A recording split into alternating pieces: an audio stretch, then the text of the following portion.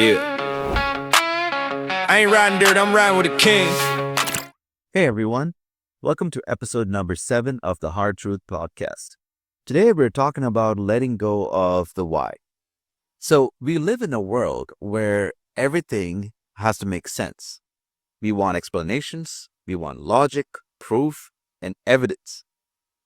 But what we forget is that God operates above our understanding. You see, miracles don't make sense. Cancer disappearing doesn't make any sense. A way appearing when there's no way doesn't make sense. Yet we accept all that and still demand that the Bible needs to fit within our logic. Isaiah 55 verse 8 through 9.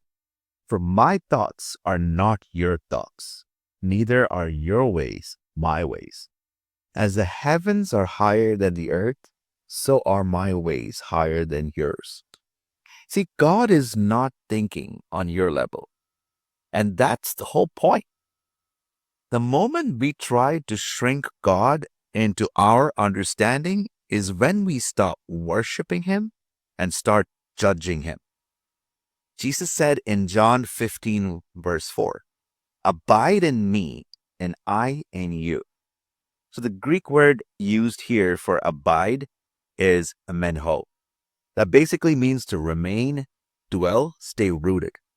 You see, Jesus isn't asking you to come visit Him on Sundays or check on Him once in a while. He's asking you to have a permanent dwelling in Him. See, Hebrews 11:1 says, faith is the substance of things hoped for, the evidence of things not seen. Faith is the substance of things hoped for, the evidence of things not seen. The Greek word here used for faith is pistis, and the root meaning is trust. See, biblical faith is not blind belief. It is active trust in a God that created the universe. Yes, there's historical and archaeological evidence of what's written in the Bible, story of Jesus. But let's be real. Most people that ask for this evidence aren't even looking in the right places. Let's look past evidence.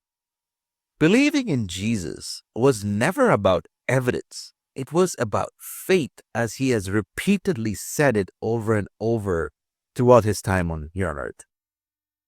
Let me put it to you simply. Imagine this. Option number 1, there's eternal life. Option number 2, there's nothing after death, right? So it's like you turn your TV off. There's nothing after death. If option number 2 is true, and I lived my life like Jesus wanted me to, what have I got to lose? I lived a good life. I was good to people. I loved others like He asked me to. What have I got to lose? But if I live like option 2 is true, and option 1 turns out to be true, see, that's a risk I'm not willing to take. See, faith isn't blind. It's a willful decision. People still ask, why does He allow genocides? Why does He allow children to die? Why does He allow suffering in this world? So the truth is, I don't know. There was a time when I would ask these questions as well. But the closer I got to Him, the more I got to study the Bible, not just read it, study the Bible, spend time in prayer, and abide in Him, I realized the why doesn't matter to me. Because He is the creator of the universe. He has an ultimate plan for everything. While it may not seem good in our eyes, Romans 8:28 says, for God works all things together for the good of those who love Him and live according to His purpose. Let me break that down for a second.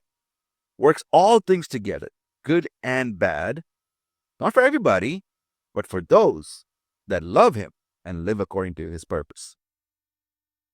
You know, there's a story, the story of Job in the Bible. If you read the Bible or if you heard the story before, Job, he was a man of God, faithful, but he lost all his riches, he lost his family, he lost basically everything, but he still didn't give up on his faith in God. And then God shows up right after he's lost everything.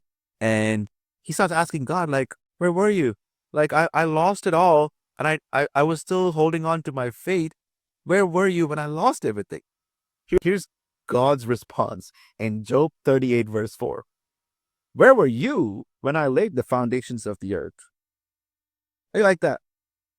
See, we forget that we're the creation and he's the creator. And we start questioning him to fit things into our understanding about why certain things are happening. See, if you're a parent, you're going to understand this part. I have two girls, and they ask me a lot of whys. Why is November after October? Or why can't we go to Disney? Or why can't I have candy for breakfast? Some of the questions you answer and some of the questions I don't. But even when I answer the questions, I'm not going to answer a 6-year-old the same way I would answer a 16-year-old. My response to them is based on their level of maturity. So, how is it that we expect from God to respond to us on our level? How would we know what level of spiritual maturity we're on? It's easy. The closer you get to Him, the more time you spend with your Father, He will reveal to you the level of your maturity, and you will start seeing the answers to some questions you were asking or you're about to ask. He's going to reveal it to you in time. You see, I still don't understand a lot of things. I don't understand why things happen. I don't understand why things happen in my own life. But He made a way for me when there was no way in my sight. He did miracles in my life time and time again, from high school to college to getting married, every time and time again. If He has done so many miracles for me, why would He stop right now? Because here's the hard truth. The day you realize that God operates above your understanding and stop concerning yourself with all the whys is the day you truly step into believing that He is the way, the truth, and the life. So if this episode spoke to you, share it with someone that you know is currently struggling with the why. Until next time, trust in it, even when you don't understand it.